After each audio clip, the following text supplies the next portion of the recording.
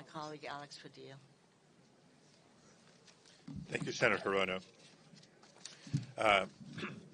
In addition to a lot of the specific concerns about Kash Patel and how he would be as an FBI director, I feel compelled to remind us of the moment that we are in right now. In the first few weeks of the second Trump administration, the chaos that has been created, we've seen efforts by the administration to unlawfully freeze federal funding, threatening payments to housing programs, Social Security, Medicare, beyond, etc.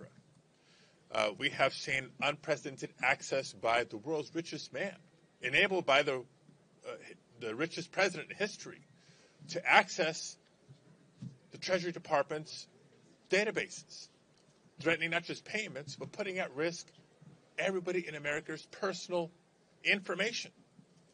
In times of chaos and crisis like this, the public deserves to see trusted leaders in the most important positions of our federal government. Trusted leaders who will stand up and say no to a president trying to blow through the very guardrails put in place by the Constitution.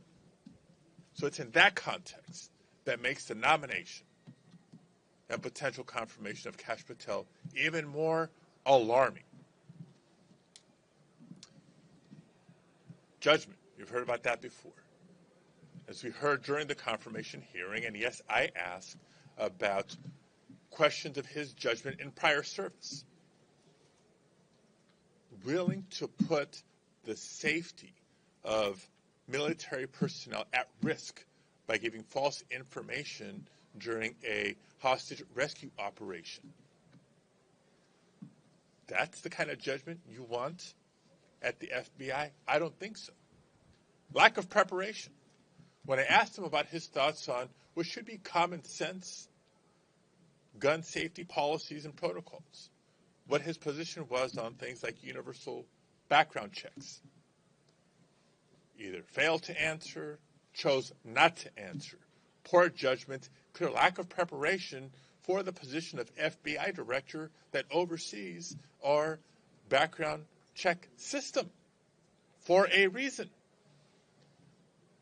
When asked about his thoughts on the regulation of who in the United States of America should be able to own a machine gun, of all things. I'm not talking pistols, I'm talking machine guns here.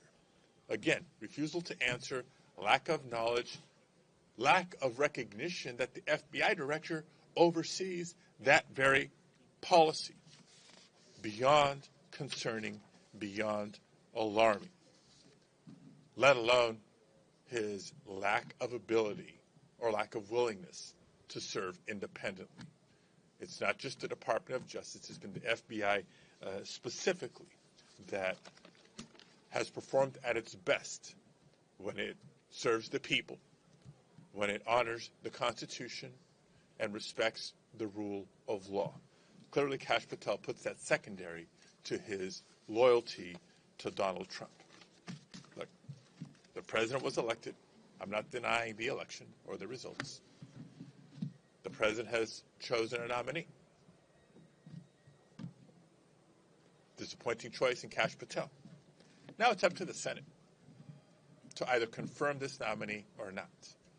It's clear where Senate Democrats stand. I think my biggest question is, where are Senate Republicans going to stand at this important moment in history?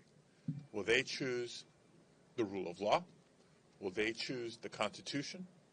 Will they choose to stay loyal to the very oath of office they've taken and their important advice and consent role?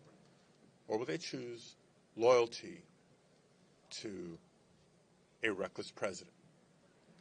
We will soon find out. With that, let me introduce my colleague from the state of Vermont, Senator Peter Welch.